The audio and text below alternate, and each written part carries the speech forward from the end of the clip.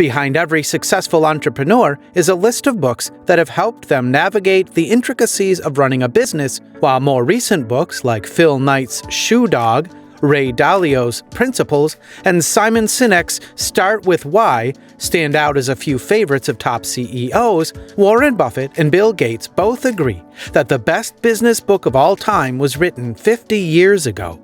When the two billionaires first met back in 1991, Gates asked Buffett to recommend his favorite business book. Without missing a beat, the Berkshire Hathaway CEO answered, "Business Adventures" by John Brooks. Then he said he would send his copy to Gates. More than 2 decades after Warren lent it to me, and more than 4 decades after it was first published, welcome to our channel. Here we bring you the list of top 10 books Warren Buffett and Bill Gates recommend. Book recommendations by Bill Gates. Number 10 is Stuff Matters by Mark Miodownik. If you're like most people, you use steel razors, glass cups, and paper notepads every day without thinking much about the materials they're made of. In Stuff Matters, Miodownik, a materials scientist, aims to show you why the science behind those materials is so fascinating.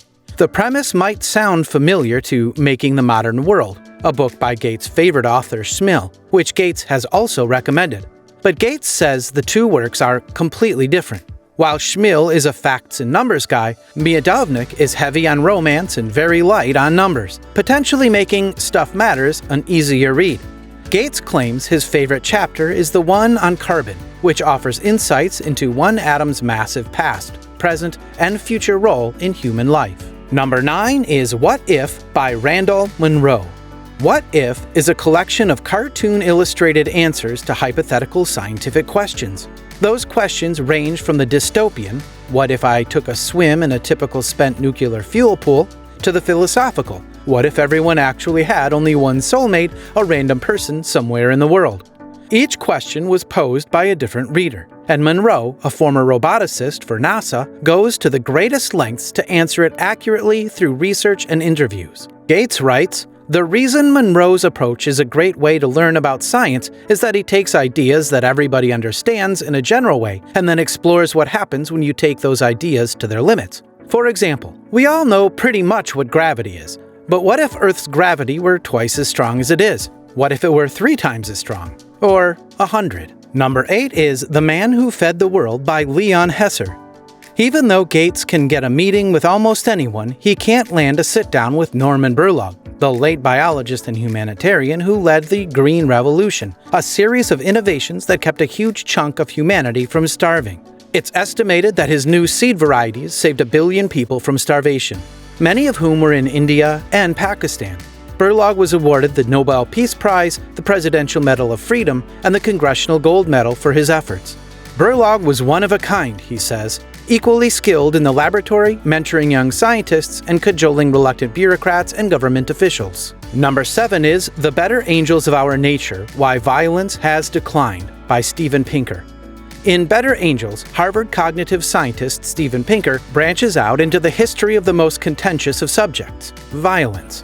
Gates says it's one of the most important books he's ever read.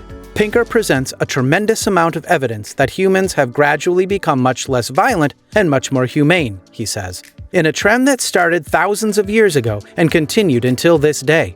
This isn't just ivory tower theory. Gates says the book has affected his humanitarian work.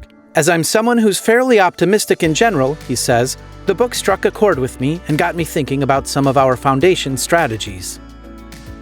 Number 6 is Hyperbole and a Half by Allie Brosh. The stories and drawings in the book are based on scenes from Brosh's life, as well as her imagined misadventures.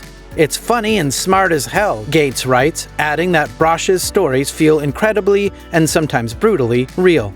Gates was especially moved by the parts in the book that touched on Brosh's struggles with severe depression, including a series of images about her attempts to leave an appropriate suicide note. It's a rare book that can simultaneously make you laugh, cry, and think existential thoughts. But this one seems to do it.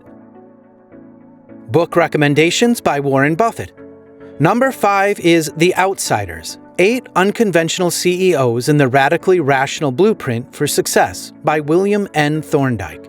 Listed at number 1 on Buffett's recommended reading list in The Outsiders, William N. Thorndike, a graduate of Harvard College and Stanford Graduate School of Business, this book details the extraordinary success of 8 individualistic CEOs who took a radically different approach to corporate management. You may not know all their names, but you will recognize their companies: General Cinema, Ralston Purina, The Washington Post Company, Berkshire Hathaway, General Dynamics, Capital Cities Broadcasting, TCI, and Teledyne. The Outsiders is an outstanding book about CEOs who excelled at capital allocation, Buffett wrote in 2012. It has an insightful chapter on our director, Tom Murphy, overall the best business manager I have ever met. Number 4 is 40 Chances: Finding Hope in a Hungry World by Howard G. Buffett and Howard W. Buffett. In 2006, when Buffett announced he would begin to give away a bulk of his fortune to philanthropy, he challenged his son, Howard G. Buffett, to do something great in the world. So Howard decided to give himself 40 years to put more than $3 billion to work on this challenge. This book, which Buffett said readers will enjoy, captures that journey. Some standout principles from 40 Chances. Roots. Every goal without a plan is just a wish. Start planning your goals at the root level. Bravery. Growth comes from taking calculated, smart risks, always with your plan in mind. Lessons. Many of the things worth doing in life are accomplished because we make mistakes. They're accomplished because we learn from those mistakes and take those lessons with us into the next chance. Number 3 is Where Are the Customers' Yachts? Or A Good Hard Look at Wall Street by Fred Schwed. Buffett recommended this wonderful book in his 2014 letter, but it was not the first time he gave it significant praise. This is the funniest book ever written about investing, he proclaimed back in 2006. It lightly delivers many truly important messages on the subject. In Where Are the Customer Yachts?, Fred Schwed exposes the hypocrisy of Wall Street through the story of a visitor to New York who admires the yachts of bankers and brokers. He then wonders where all the customers' yachts have gone. Hint? They didn't have any, because, well, they couldn't afford them, despite the fact that they all followed the advice of their bankers and brokers. Michael Lewis, best-selling author of Liar's Poker, also approves of the book. Once I picked it up, I did not put it down until I finished. Number 2 is The Intelligent Investor by Benjamin Graham. Buffett has praised The Intelligent Investor on several occasions. In my early days, I too rejoiced when the market rose. Then I read Chapter 8 of Ben Graham's The Intelligent Investor, the chapter dealing with how investors should view fluctuations in stock prices. He wrote in his 2011 letter, "Immediately, the scales fell from my eyes and low prices became my friend. Picking up that book was one of the luckiest moments in my life." The Billionaire Investor mentioned it again in 2013. Of all the investments I ever made, buying Ben's book was the best, except for my purchase of 2 marriage licenses. In contrast, Ben's ideas were explained logically in elegant, easy-to-understand prose, without Greek letters or complicated formulas. Number 1 is Business Adventures by John Brooks.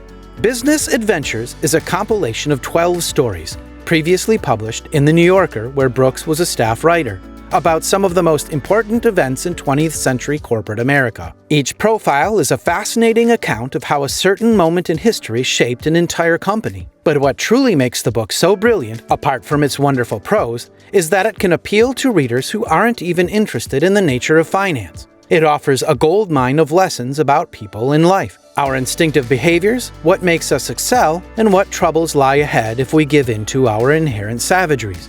Millennials weren't born when Brooks' classic first hit the shelves in 1969, but every young and driven person should read Business Adventures if they want to deepen their expertise, excel in their ever-evolving careers, and thrive in life.